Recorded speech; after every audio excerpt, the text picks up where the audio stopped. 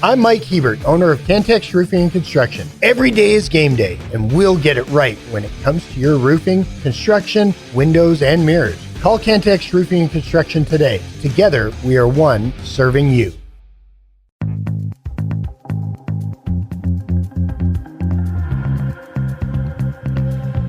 The podcast that finishes your workday in a very Red Raider way.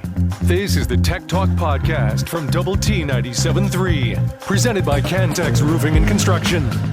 It is Tech Talk here on Double T 97.3 and Double T 97.3.com. Clint Scott, Dr. Mike Gustafson, Kyler Brown behind the glass, taking care of us. Red Raider baseball coming up here at 6:30. On Double T 97.3, taking on the Tennessee Volunteers, Game 1. Gus, I asked small view, big view. You said for me to pick, so I will go small view to start. We will, as the beautiful organ music. I can tell you're at a stadium. That's good. That's a good sound to hear. That is a good sound to hear. All right, so when you look at the three, you're taking on Tennessee, Nebraska, and, of course, Oregon on Sunday. Tennessee ranked in every single poll, top 10 opponent, a team that feels certainly like it has Omaha aspirations and a legit roster to do so. Do you like that out of the three, you're starting out with them to begin your season? I don't know. Yeah, you're probably right that whatever happens on, they may come in here with the biggest pedigree, I guess, because they were an Omaha team last year. Returned a pretty good chunk of frontline talent from that team. But I don't know. I mean, certainly what the Rangers want out of it is a good crowd. Which, that's understandable, and hopefully Red Raider Nation will turn out for that. But yeah, I don't know that there's a whole lot to be gained. You're obviously not playing the other two Big 12 teams in this, no matter how it's shaped up. So get to watch OU, get to watch Baylor, and they get to watch you, but you're not going to compete against them.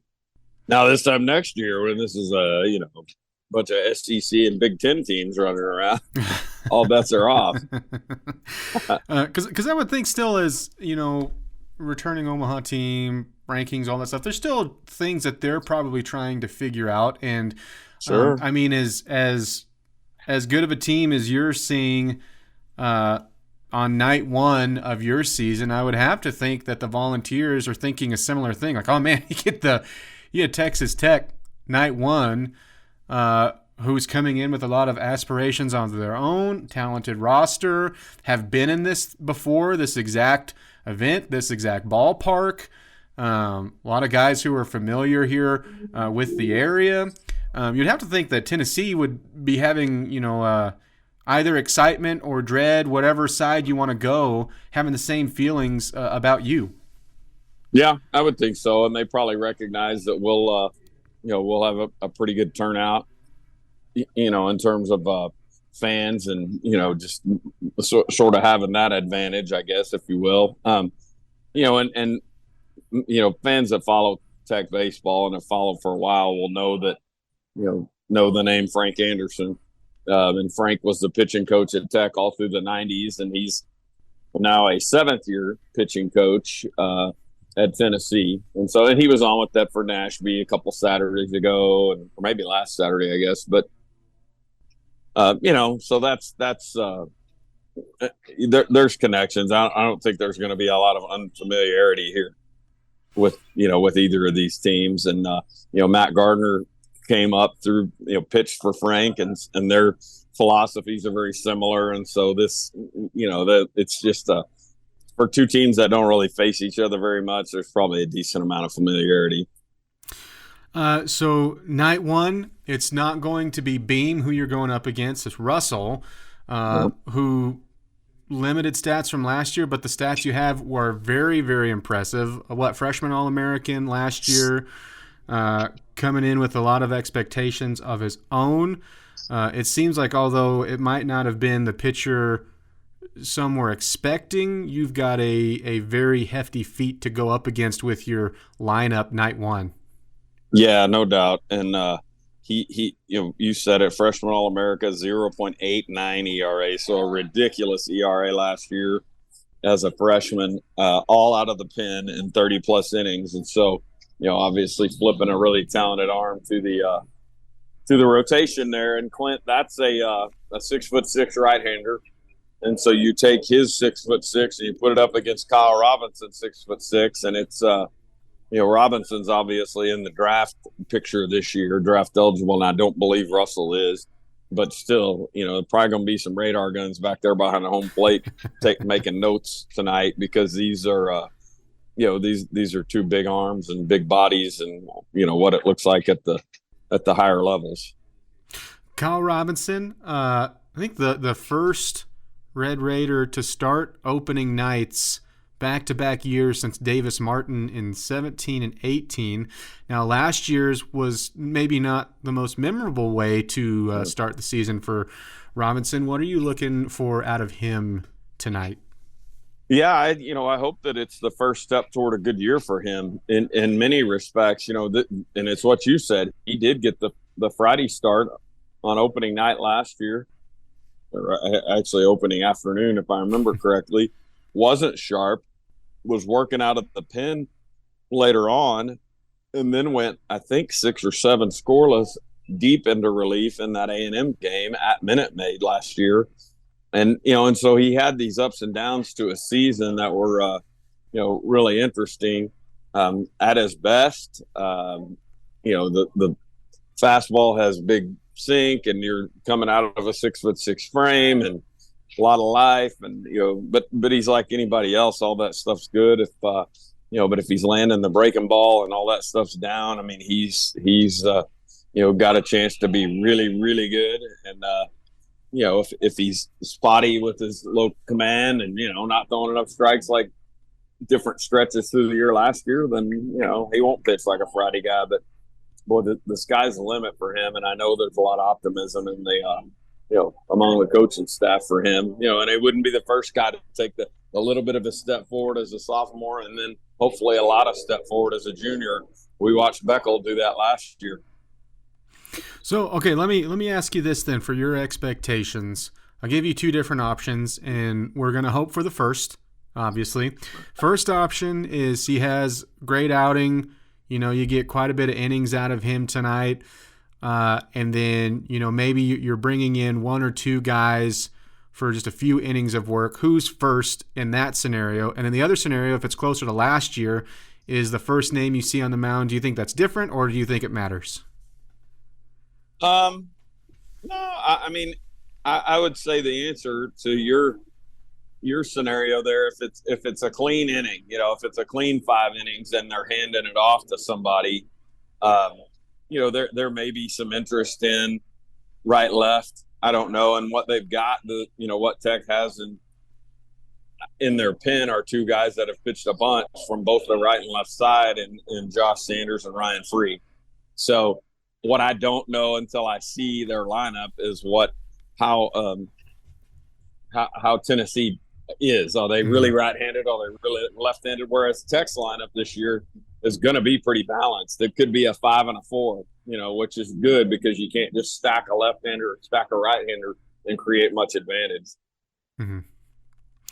Well, we will keep going here on Tech Talk. You've got us on Double T 97.3 and Double T 97.3.com. And we'll get Gus's thoughts on the big view for the season as well, and look more into this weekend as Red Raider baseball is there in Arlington for the college showdown. Starting with Tennessee tonight, 6:30. It's Tech Talk here on Double T 97.3.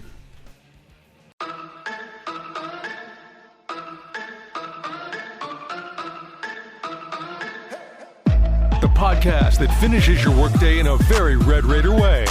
This is the Tech Talk Podcast from Double T 97.3, presented by Cantex Roofing and Construction. Happy Friday. It's Tech Talk here on Double T 97.3, DoubleT97.3.com. Clint Scott, Dr. Mike Gustafson, Kyler Brown behind the glass. You kind of have a superhero pose going on right now. You're doing a power stance right there. It's kind of intimidating from this angle. I'm just standing up here for a minute. We went small view earlier, Gus. I want to go big view now for Red Raider baseball. And I want to get your thoughts on this. Now, Choice and I, the past couple of days, have gone over some of these, but I want to see who you're interested in. So start with this. One player, you get one, okay? One player that you're most interested to see how their season plays out this year. Who is it and why?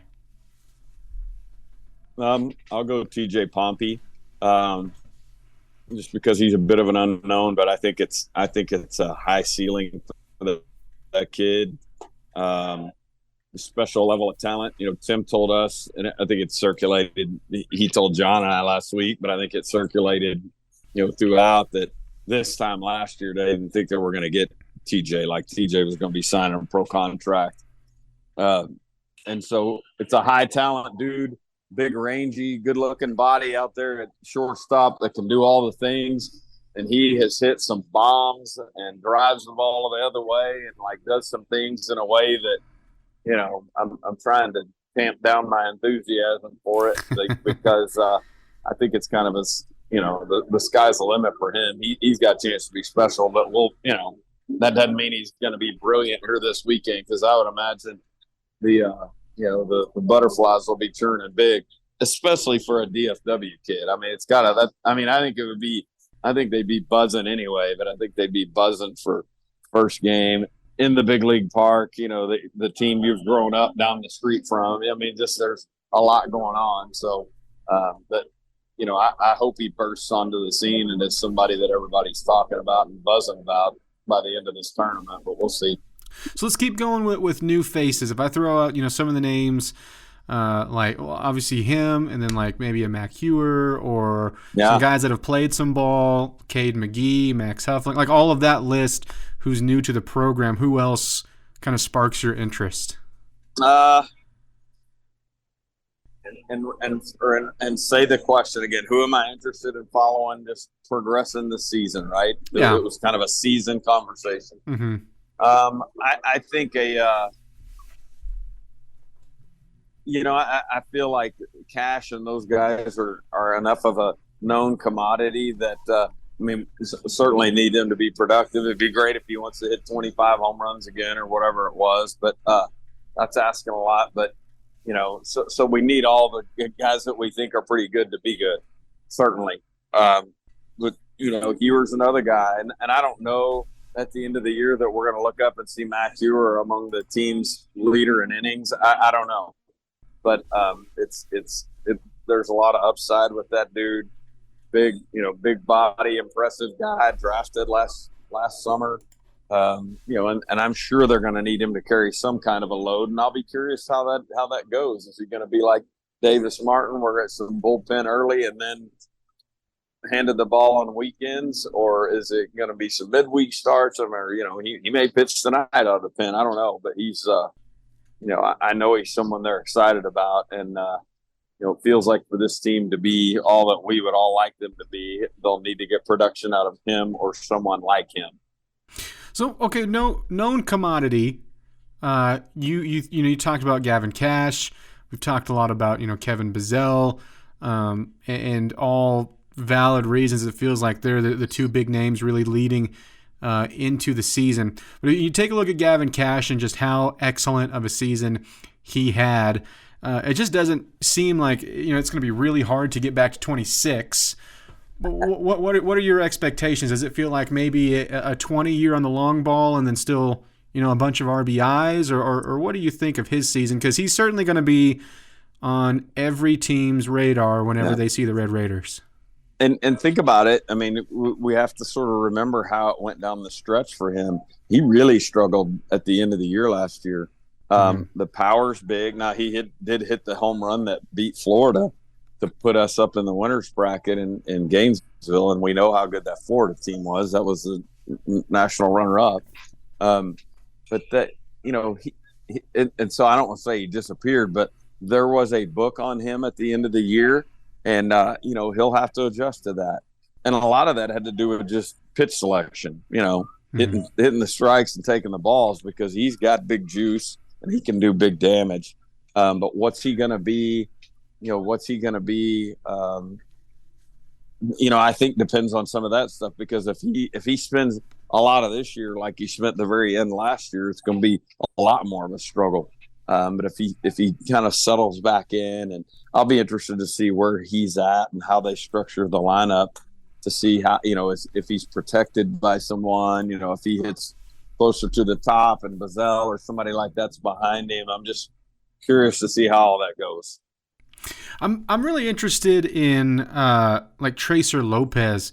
He moves over to second, and kind of a guy that whenever you go through the big names that we've talked about for Red Raider baseball this year, you have to get through a few names before you get back to Tracer Lopez, and he was a guy we talked about so much, but like you couldn't say Tracer Lopez without following it with, by the way, he should be a high school senior. Like it was like a legal obligation to say Tracer Lopez, by the way, so should be a high school senior. What are you looking for from him this year? I'll be curious. I think the leadoff hitter question is going to be interesting for this team, and he's among the candidates for that. But I think that if the Pompey at short and Tracer at second thing plays out, it's going to create a much more athletic middle infield than we hadn't in a while. Those two dudes should be able to cover some ground and pick it and turn some exciting double plays. McGee flashes at third as well. And so, I hope he finds a home at second and can really settle in. We all have the knowledge that he can go to short and play, but it's going to be when you can play a guy like Tracer Lopez at second base. Again, if that plays out that way, that's should be a pretty good defensive club. Okay, so we'll jump forward to Sunday, and not just for the matchup against Oregon, but Jack Washburn, there's starter number 3, at least to start things out. What did you think of that? Yeah, I'm excited by that. He was a guy that this time last year we were interested in seeing how he'd be used, what the stuff looks like. Team USA talent. Has a World Series ring. I mean, there's so much that goes into his story. Dad was a big leaguer. Of course, we know all that because we've been around Owen for a couple of years. But he's a pretty good talent, and this is a draft situation. I know he wants to play professionally, and so he's what he does and what that looks like will be fascinating to see. Red Raider baseball. Coming up at 6:30, taking on the Tennessee Volunteers. Keep it right here on Double T 97.3. The podcast put together with Red Raider fans in mind. This is the Tech Talk Podcast from Double T 97.3, presented by Cantex Roofing and Construction.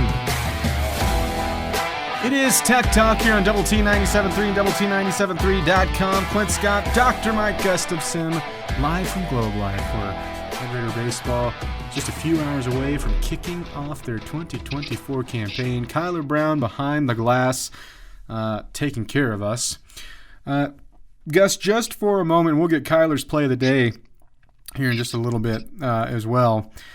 Just for a second, I want to branch away from baseball, if that's all right. Absolutely. Okay.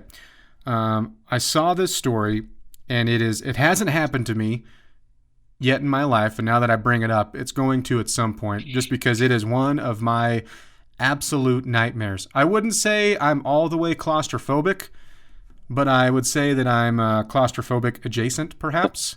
Yeah. Okay. Yeah, I wouldn't say I love small spaces. There we go. That's a good way to say it. Especially as a bigger guy. Those walls start to close in, so maybe I am claustrophobic. Did you I know you're a big Fairleigh Dickinson basketball fan. Did you see what happened last night? No. So the Knights took a little trip to Long Island to play in a conference game against Long Island, and there's an elevator that they take to go to the floor, and so they're getting ready. They are about to take their final trip on the court. From there on, it's going to be, introductions and final pregame stuff and atmosphere for whatever Long Island and the Sharks do for their pregame. And you're in the zone. You're ready to play a game, right? They're third in the Northeast Conference right now, so they're ready to go. And they get stuck in the elevator for 17 minutes. Oh.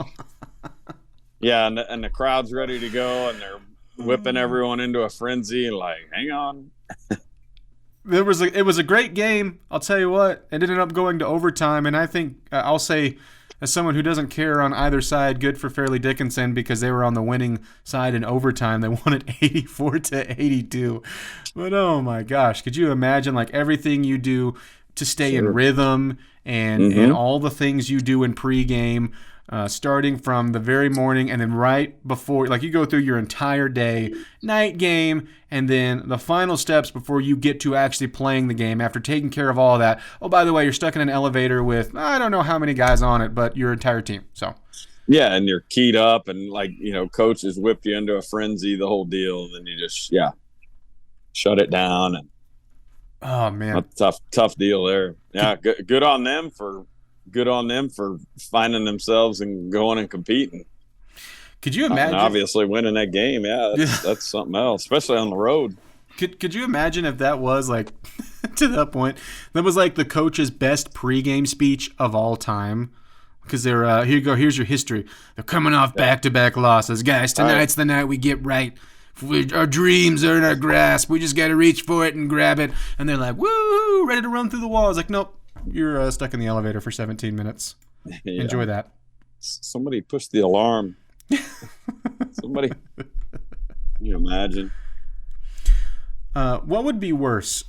Having to be stuck in the elevator for 17 minutes, or I'm doubting that there was like elevator music in this specific elevator, but listen to elevator music for 17 minutes. Yeah, you'd think that's probably like a freight elevator situation, some kind of back thing, especially if the majority of the lineup or the whole lineup, 15 guys are in there. My goodness. Yeah, I don't know. I'm guessing, with that in mind, it's probably a music-free environment there. Yeah. All right. Kyler, please hit us up with your play of the day. From way downtown. Oh my goodness, Clark from a mile away. And is there any other way? Caitlin Clark could have broken the record? Scoops a pass to Clark. Logo 3. Got it. 22 is now number 1. Caitlin Clark is the NCAA's all-time scoring. A moment so big, I decided to include both the televised call and the radio call. Caitlin Clark is now the highest scorer in NCAA women's basketball history. She only needed 8 points when the game started, ended with 49. And, of course, she makes a 35-foot three-pointer to do so. Her impact that she's had not only on college women's sports, but, I mean, you could argue she's the most exciting player to watch, even if you include some of the men's side of college basketball. She's electric, man, and I hope she continues to help improve ladies' college basketball. I mean, she's certainly a TV draw, right? I mean, that's why you had like some of the best numbers ever. And it wasn't just her, by the way. She's obviously a leader in that, but the steps that they've taken to make like the women's tournament more and more of a kind of must-watch type feel. It helps when you have an incredible player like that, though, setting records and feels like, boy, is the next. Because you've had, to be fair, and I've seen a lot of this, like this player is better when you go up, like whoever broke it, and starting from way back whenever women's college basketball was getting into under the NCAA umbrella, like there's been a pioneer, it feels like, for every single generation, and she happens to be this one. Well said. Yeah. And I don't think there needs to be I'm more of a fan of this player, so we need to tear down or whatever what's happening now. and all sides will do it, and that's just part of sports and a part of fandoms. But what she's done has been incredible, and she is just an insanely fun player to watch. Yeah, there's no doubt, and I think you talk about sort of transcendent. Last night I had the Kansas City in the hotel room getting dressed and stuff for the Hall of Fame stuff, and I had the local news on, just one of the stations, and I guess it rolled into maybe CBS, must have been CBS, and they did a segment on this, right after the Gaza hospital thing, just very serious national news, and then Caitlin Clark. And, that's usually when you've stepped outside of the sports realm, when it rises to the level of that, that news. Yeah, no doubt. I think the having to define this is the when it comes to a record like this, on one side it is kind of silly to go already, she's the greatest women's college basketball player of all time. Well, let's pump the brakes on that, or tear it down on the other side. Well, let's pump the brakes on that instead of just enjoying when you have someone like this that doesn't come around but once a generation sort of feel. And again, I guess it's part of sports fandoms to side on one to go on one side and die on that hill and also kill everybody else on the other hill. Yeah. And that's just the way it is. Don't get me wrong, I get it, and I've been on plenty of those hills myself as a sports fan. But yeah, incredible night for her. And again, it was perfect the way she did it and where she just pulled up, because that was a great shot. And then said, you know what, I'm just going to score a bunch of more points tonight, and we're going to just destroy this Amazing. team. Amazing. It's Tech Talk here on Double T 97.3 and Double T 97.3.com. Back with more next. We'll get into some more Red Raider baseball. They'll be playing Tennessee starting their season, 6:30 coverage time. That's how long we will go here on Tech Talk. Back with more next on Double T 97.3.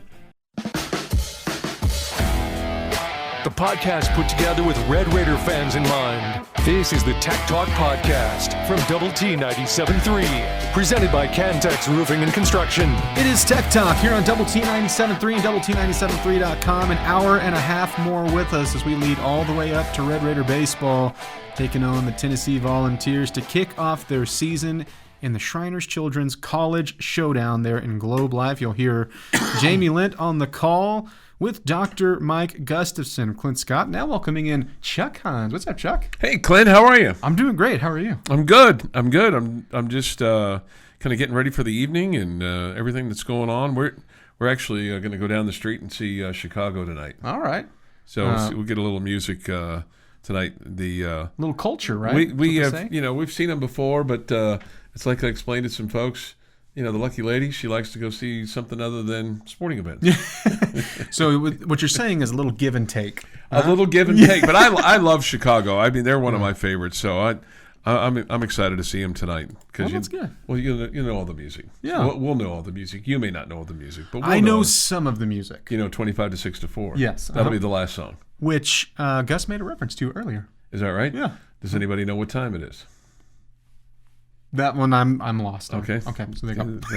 I swing and a miss. That's all right. That's okay. It's all good. So we'll have that tonight and catch up on the baseball game when I get home, and hopefully Jamie and Gus can pitch them to a victory tonight. Speaking of swings and misses, hopefully they're missing what they're throwing. Right. We're live from the First United Bank studio. You can call us on the Visual Edge IT hotline, 806-771-0973. You can also hit us up on the Yates Flooring Center chat line. Thoughts, comments, questions. Go ahead and start getting those questions in for Ask Tech Talk. That's brought to you by Visual Edge IT. We'll do that at 5:45. Take us anywhere with the mobile app, brought to you by Happy State Bank. We're also streaming live on Fox 34 News now and on YouTube. Kyla Brown behind the glass taking care of us. Well, you just got a jam-packed weekend. Of course, getting to that point where basketball's still playing, and right now for our airwaves, you got high school basketball going as well. Boys are about to start high school basketball. You have a road trip to Waco. We're going to leave tomorrow afternoon and see what happens with the Baylor Bears on Sunday. They play there at 3:00, and Baylor's not going to be happy. They're coming off of a loss to Oklahoma. Lady Raiders aren't happy because they're coming off of a loss. They're in a little bit of a losing skid right now. They're going to honor Brittany Griner on Sunday. That won't make me happy. Won't make anybody happy. Oh, good. Yeah, so good, right? Good. Yeah. What a joy. What a joy. Right. You know, I've been to Baylor when they've wrapped up a Big 12 championship, and we had confetti coming down, and they wheel out all their trophies, and and I'm like, I'm not going to forget this, and they got I wonder if we'll see the two weirdos that wear all gold. I mean, we've seen these guys in baseball, and I've seen them at women's basketball games too. They literally wear all gold, okay? Gold hats and gold jackets and gold pants and gold shoes. What are the chances that they're in Arlington right now? Because you got Baylor going here at this deal too. So maybe if you're lucky, they're there. Jamie. They're there. Yeah, Jamie. You'll hear Jamie on the call talking like, "Look at those wackos down there." And he won't say that though. He'll be nicer than that. Okay. Yeah, probably. He'll be now, Gus. We'll see. Yeah. Okay. That's a good point. Maybe Gus. Okay. Or if I see him, I'll go, "Were you guys at baseball this weekend? Yeah. Did you run into a guy named Mike Gustafson?" Yeah. Okay. Maybe they'll drop one of their trophies when they wheel them out too. Yeah. That'd be great. Yeah. Because I got to say, I know obviously right now you are trying to find yourself a little bit for your Lady Raider basketball. Well, they need to get healthy. I mean, they had 3 out. I mean, look, it's no excuse. Everybody's got some injury problems, but you start off the season with 2 down, and then you lose one in the Cincinnati game, you lose one in practice in Cincinnati, and you lose one last weekend against UCF. So you need to get a little healthy. As you're trying to get healthy, as you're trying to find your footing, as you're trying to almost do a reset and just find your way into the win column, boy. Well, this would be huge. Sunday, if you were to do it in Waco, would be a big way to do it. Let me just tell you this. Somebody says this. Do you think they intentionally chose the Tech game to retire Griner's jersey because she decked that Tech player back in the day, Jordan Barncastle? No, I don't. And they gave Tech a heads up that they were going to do this. Apparently this is Griner's opportunity to be back in Waco when her schedule allows. Just so happens we're the opponent. Yeah. Well, here's the deal. The Lady Raiders win on Sunday. Just so happens that Jordan Barncastle will be the honorary player of the game. Okay. I like it. Okay. So I stand like by for where your that. head's at, Chuck. If you see in the left-hand column, okay, if you see in the left-hand column, Lady Raiders with more points than the Baylor Bears, okay, tune in, okay, and right at the end we're going to give away the player of the game, okay, and it's going to be whomever. Okay, the whole cast of them, maybe. And honorary player of the game will be Jordan Barncastle. I like it. Yeah. I mean, it's been 10, 12 years, but still, I mean, she got popped in the nose and then went to the free throw line and hit 2 free throws. I mean, Griner just cold-cocked her. Well, it's one of those. It doesn't matter how long. It's like the Marcus Smart stuff. You're not going to forget that, and you're never going to let go of that, nor should you. Yeah. See. Sometimes I'm a forgive but never forget guy. This is don't forgive and I'm not going to forget. Okay. Not a chance to both. Yeah. So I don't care what that makes me. Again, sometimes you forgive and forget. It makes sometimes you forgive but never forget. This is one of those don't forgive and don't forget. You know what? As long as you keep on not forgetting and not forgiving the situation, it makes you consistent. And that's what we want in sports. Consistency. And in life. We want consistency. How are you feeling about Ames tomorrow? Not great. See, my gut says yes. I hope so. I hope you're right. Okay, look, I don't think that you're going in there with just a 0% chance at all. It's just, one, we know it's a tough matchup. The concerns with Warren Washington. One, will he? Won't he play? I don't think he will. And even if he were to, how close to 100% is he? I don't think he's going to either. That's what my gut tells me. You can still win, but I mean, you're going to have a lights out shooting performance. Well, you had that on Monday night. That's true. It's capable. You're capable of doing it. You're capable of having that. That's on the whiteboard. Darian, D5. Yeah. Why don't you go 12 for 12 again? Get another 30 in there, and then I don't even think he has to go 12 for 12, but I mean, would be helpful, right? Yeah. It'd be helpful if he did that. But I think you have to do the simple. Well, I say the simple things. You have to do the little things and the important things. I mean, if you're turning the ball over like crazy, you're not going to give yourself a chance. If you're not trying to find good shots, if you're rushing yourself on offense, you're not going to give yourself a chance. You're going to play exactly what Iowa State's defense wants to do. And so you can win. It's just goodness, it's going to be an uphill climb to do it. Tough. And if you were to do it, I mean, by far, best win of the season, and I don't see how you can have a better win in the season the rest of the way out, other than whatever you do post-season-wise. I'm bullish. I like it. Bullish on the weekend. We'll get more into the weekend. We'll also look more into the Big 12 and also your matchup with Iowa State.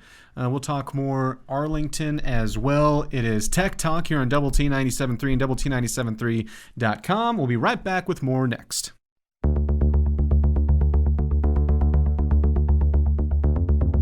The podcast put together with Red Raider fans in mind. This is the Tech Talk Podcast from Double T 97.3, presented by Cantex Roofing and Construction. Tech Talk here on Double T 97.3, DoubleT97.3.com. Happy Friday. Hopefully you got a great weekend in store. Clint Scott, Chuck Hienz, Kyler Brown behind the glass, taking care of us. An hour more with us, and then it is the kickoff to Red Raider baseball season. They'll take on the Tennessee Volunteers. Game 1, they will see Nebraska tomorrow, and then they will see Oregon on Sunday. I still don't like Nebraska. I mean, I know that's I don't like them in anything. I think my disdain has softened for them a Sure, little bit. It has. I don't disagree with you. It has. But I wouldn't say I'm over here just, man, I hope they turn around that football program. I wouldn't say that. Right.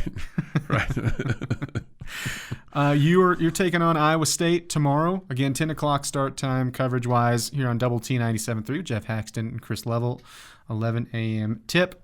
You're bullish on this game. I am bullish on this game. I just have a good gut feeling. I don't know that I'm bullish. I'm not racing out to, kind of lay down anything on it. But I mean, it's a place where you've had success. Mm-hmm. You've won there. I mean, it's been a while since you've won there. But I mean, I don't have the exact numbers in front of me when the last time you won there or not. But it doesn't matter. I mean, it's not.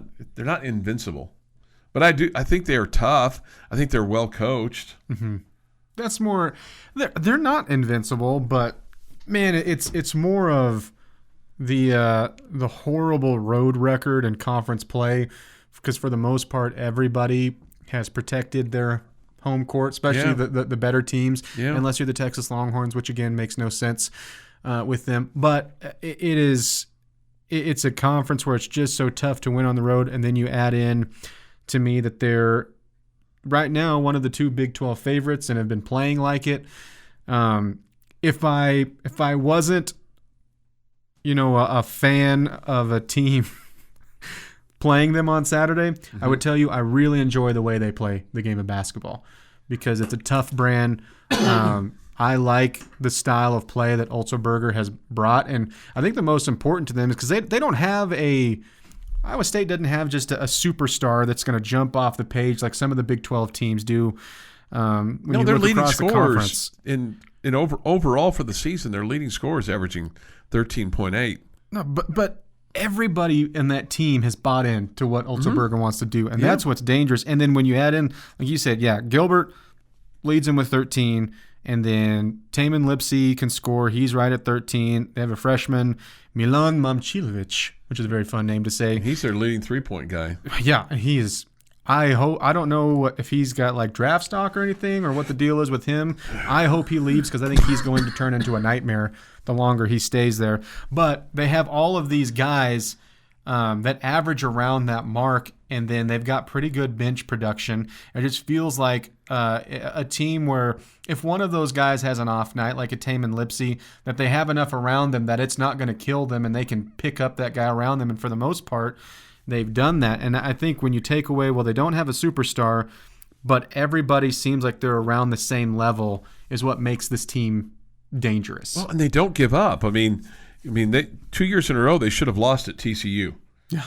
Last year TCU and Iowa State played ahead of us, and I think that game went into at least one overtime. But Iowa State came back and won that game, and kind of stole a game, and then they won this year at TCU by a single tally, 73-72. That was January 20th, and then earlier this month they're playing at Baylor. This is the game that Scott Drew got thrown out of. Yeah, and they're down like 12, 14 points.